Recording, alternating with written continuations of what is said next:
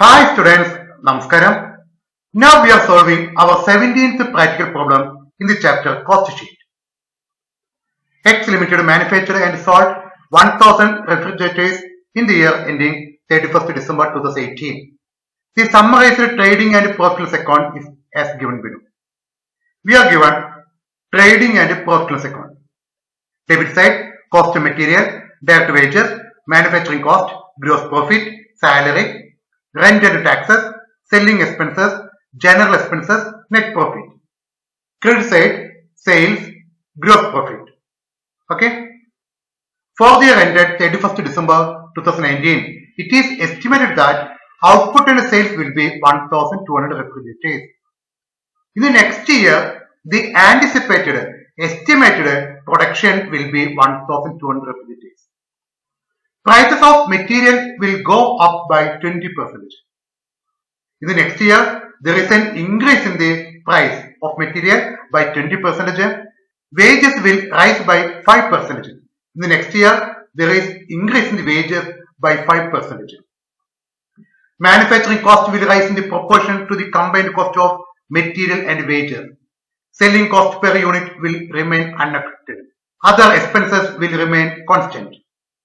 You are required to submit a statement showing the price at which the refrigerator should be marketed as to show a price at 10% on selling price.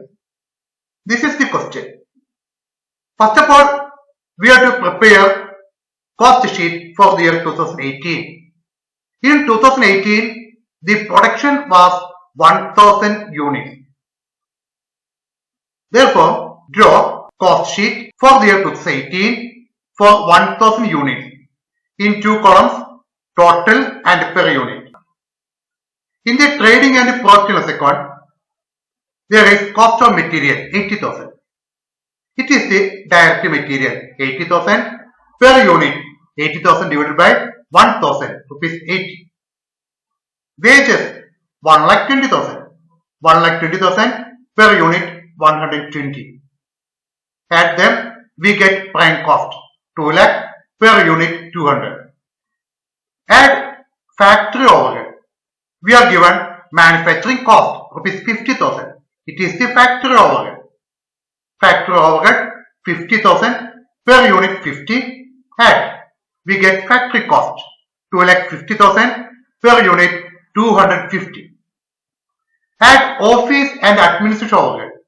In the profit loss account, there is salary 60,000, rent and taxes 10,000, general expenses 20,000.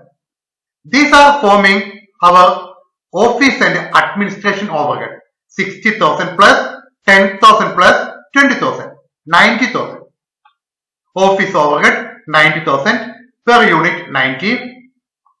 We get cost of production 3,40,000 per unit 340. Add selling expenses, it is 30,000. Selling overhead 30,000. We get total cost 3,70,000 per unit 370. In the question, trading account, there is sales rupees 4 lakh. Sales 4 lakh. Difference between sales and total cost being profit 30,000 per unit 30. This is the cost sheet for the year 2018 for 1000 units.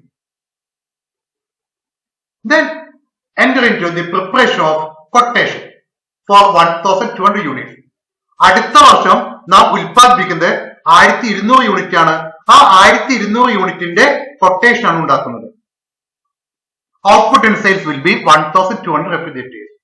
സാധാരണ രീതിയിൽ quotation ഉണ്ടാക്കുമ്പോൾ 3 proportions ആണ് നാം കണ്ടുപിടിക്കാറുള്ളത്. ഒന്ന്, percentage of factory overhead on wages. 2, percentage of office and administration overhead on work cost. 3, percentage of selling and distribution overhead on work cost. പക്ഷേ ഈ ചോദ്യത്തിൽ ഈ രീതിയിൽ കുറച്ച് മാറ്റങ്ങളുണ്ട്. Usually we find out 3 proportions for the preparation of quotation.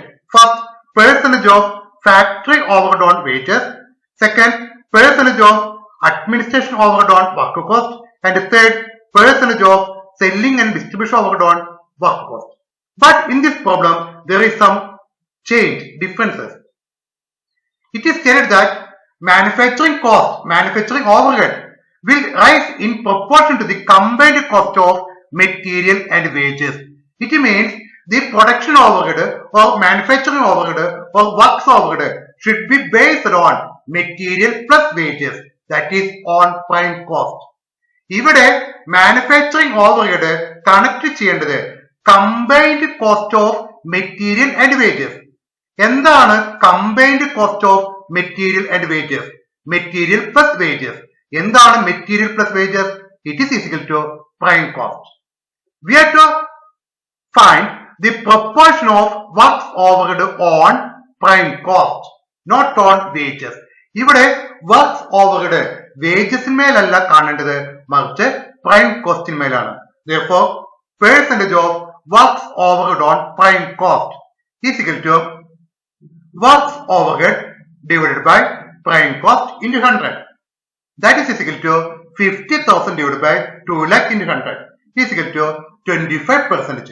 Means 25% of prime cost is equal to works overhead. And it is stated that here selling cost per unit will remain unaffected. Selling overhead per unit in a മാറ്റമില്ല. Therefore, there is no need of computing percentage of selling overhead on work cost.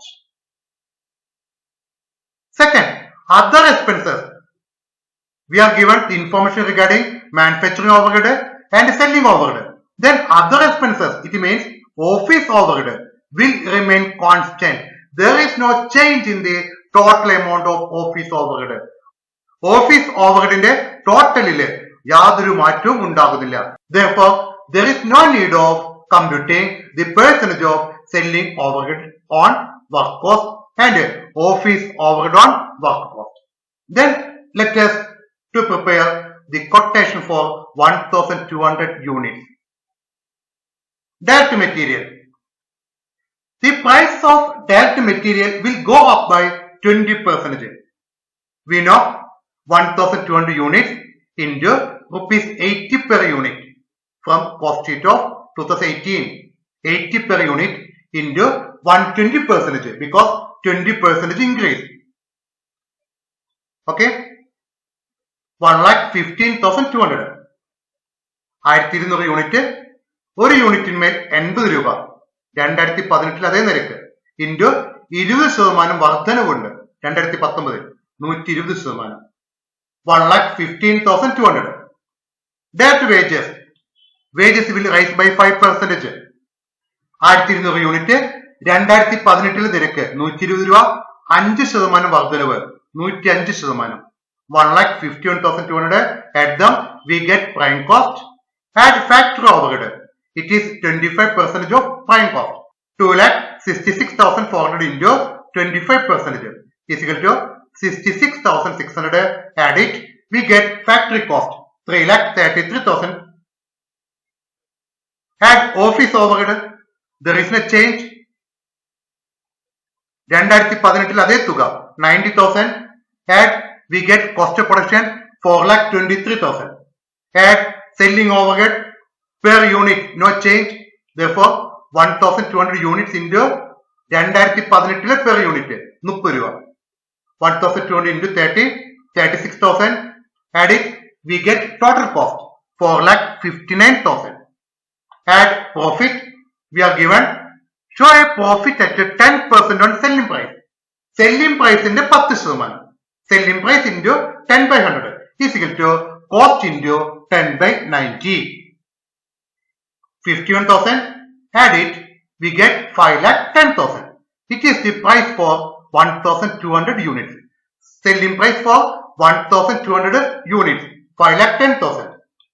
Price per unit 5,10,000 divided by 1,200 425. This is the quotation. ഈ ക്വസ്റ്റ്യനിൽ പ്രധാനമായിട്ടും മാറ്റങ്ങൾ ശ്രദ്ധിക്കുക. ഒന്ന്, we are given the trading and profit and loss account.